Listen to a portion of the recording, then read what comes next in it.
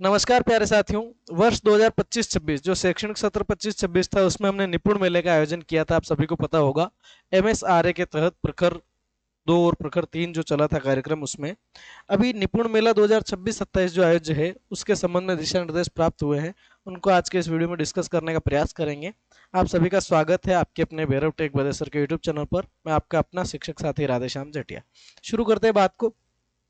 Subscribe button पर press कर लीजिए, बेल आइकन को भी दबा लीजिए। राष्ट्रीय शिक्षा नीति 2020 की अनुशंसा के अनुसार, है ना, जो कि अभी लागू नहीं हुई है, लेकिन उसकी अनुशंसा के अनुसार प्रारंभिक कक्षाओं में 2026-27 तक बुनियादी साक्षरता और संख्या ज्ञान एफएलएन जो था आपका, फंडामेंटल लिटरेसी एंड न्यूमरेसी को प्राप्त करना सर्वोच्च प्राथमिकता है। इसके प्रभावी क्रियान्वयन हेतु निपुण भारत मिशन की शुरुआत की गई है। ठीक है साहब, ये बात भी है।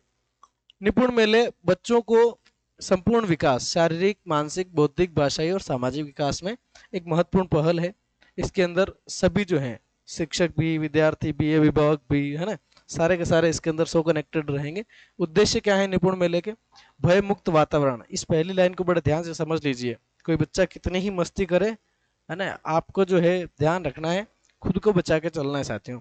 भय मुक्त वातावरण का निर्माण और सीखने को प्रोत्साहन, विद्यार्थी और शिक्षकों के मध्य गतिविधियों के माध्यम से समन्वय को बढ़ाना, कोऑर्डिनेशन है उसको इंक्रीज करना, विद्यार्थियों में अपने आप को प्रेजेंट करने और करके सीखने जैसे गुणों का विकास करना, लर्निंग बाय डूइंग, विद्यार्थियों को पठन प्रदर्शन करने के अवसर उपलब्ध करवाना। ठीक है साहब।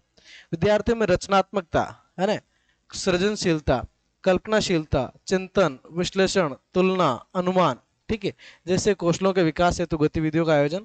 निपुण भारत मिशन को के प्रति समुदाय की समझ विकसित करना। को प्रति की जगह के प्रति पढ़ लीजिएगा।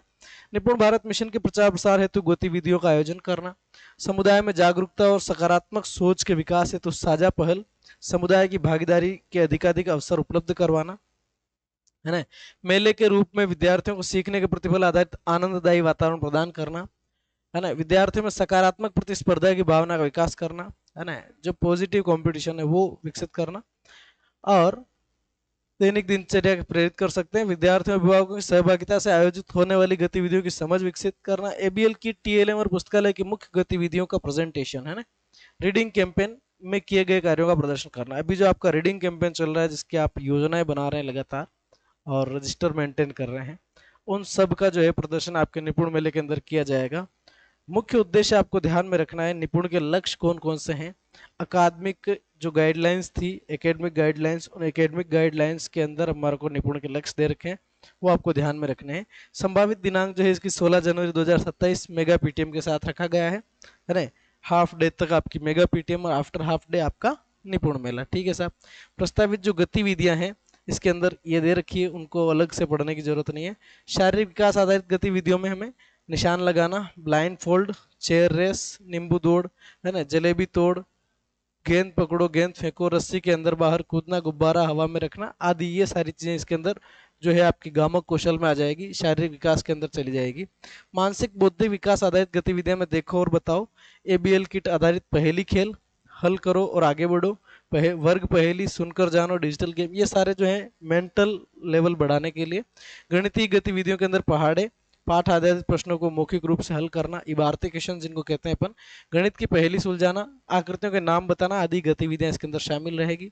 स्नात्मक विकास के लिए मिट्टी या क्ले से खिलौने बनाना, पेंटिंग करवाना, कोलाज बनाना, थम एंड थ्रेड पेंटिंग, है ना, धागे से और अंगूठे से पेंटिंग, स्वतंत्र पेंटिंग। भाषाई विकास आधारित गतिविधियों में कहानी सुनना सुनाना, कहानियों की पुस्तक पढ़ना, कविता सुनाना, नई कहानी लिखना, कहानियों को आगे बढ़ाना, कहानी पर आधारित नाटक मंचन, परिचर्चा, वाद विवाद प्रतियोगिताएं करना, कहानी से जुड़े पात्रों से नई कहानी बनाना है, to create a new story, है। उसके बाद में कहानी के पात्रों की नजर से कहानी सुनाना। ठीक है साहब। पठन कौशल के विकास हेतु गतिविधियां, ध्वनि की पहचान, डिकोडिंग, है ना, साझा पठन, स्वतंत्र पठन, धारा प्रवाह पठन, ये सब हम रीडिंग कैंपेन के अंदर जो कर रहे हैं वो चीजें आ जाएगी। सोशल डेवलपमेंट के लिए अपन फैमिली ट्री, रिश्ते नाते, पट्टी का मिलान करना, अपने अभिभावक व भाई बहन के साथ प्रतियोगिता में भाग लेना, जैसे साझा चित्रकारी, कहानी लेखन, स्वरचित कविता पाठ, ये आदि। ठीक है। निपुण मेले में पूर्व प्राथमिक से कक्षा 5 तक के अधिक से अधिक विद्यार्थियों को भाग लेने को प्रेरित किया जाए। इसके अंदर जो मोस्ट टारगेटेड क्लास ग्रुप है वो आपका है class group 1st to 5th। ठीक है। निपुण मेला के लिए पूर्व तैयारियां क्या है ये आप देख लीजिएगा अपने हिसाब से। पूर्व तैयारियां वही है जो गए साल हमने की थी। यहाँ पर आपका वित्तीय प्रावधान भी है। ये वित्तीय प्रावधान कुल 10,000 का बजटिंग है आपके पीओ स्कूल के लिए, जिसकी जिम्मेदारी है। निपुण मेले के जिला स्तर के दायित्व तो यहाँ पर आपको दे रखे हैं। यहाँ पर ब्लॉक स्तर के दायित्व आ जाएंगे, ब्लॉक लेवल के क्या क्या दायित्व हैं। पीओ स्तर के दायित्व, क्योंकि ये आयोजन करता है, आयोजक है, तो इनके विशेष रूप से दायित्व देख लेने हैं। विद्यालयों के साथ समन्वय कर प्रभावी निपुण मेले का आयोजन करना, ये जिम्मेदारी किसकी? पीईओ की। परिक्षेत्र के समस्त विद्यालयों की सहभागिता सुनिश्चित करना, सारे स्कूल उसके अंदर पार्टिसिपेट करें, हाँ, ये भी उन्हीं का काम है निश्चित करना।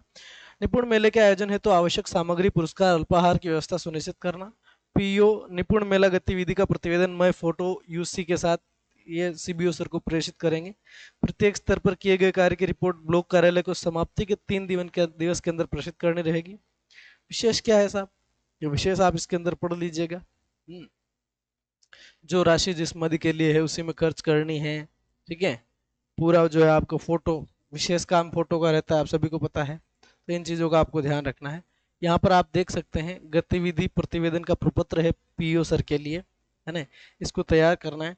कुल कितने विद्यालय में भाग लिया, विद्यार्थी कितने थे, शिक्षक कितने थे, अभिभावक कितने थे, कुल प्रतिभागी कितने थे, ठीक है साहब।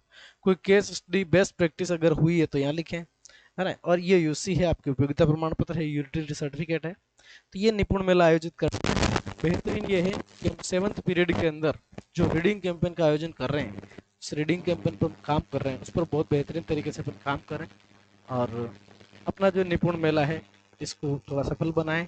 और आपका जो यूडाइस का काम चल रहा है साथियों, वो कंप्लीट कर लीजिएगा। अभी आपका ओआरएफ चल रहा है 10 से 12 अगस्त, है ना। 10, 11, 12, तो आज 11 हो गई है, 12, 2 दिन है हमारे पास में। ओरल रीडिंग फ्लुएंसी के अंदर हर बच्चे को आप पार्टिसिपेट कराना सुनिश्चित करें, ताकि आर्टिफिशियल इंटेलिजेंस के माध्यम से एक क्लासिफाइड रिजल्ट आपके सामने आ सके, कौन सा बच्चा किस लेवल का है, आपको किस पर कितनी मेहनत की आवश्यकता है। बाकी चैनल आपके साथ है, आप चैनल के साथ बने रहें। मिलेंगे अगले वीडियो में, तब तक के लिए आप सभी का बहुत बहुत धन्यवाद। Thank you so much, bye.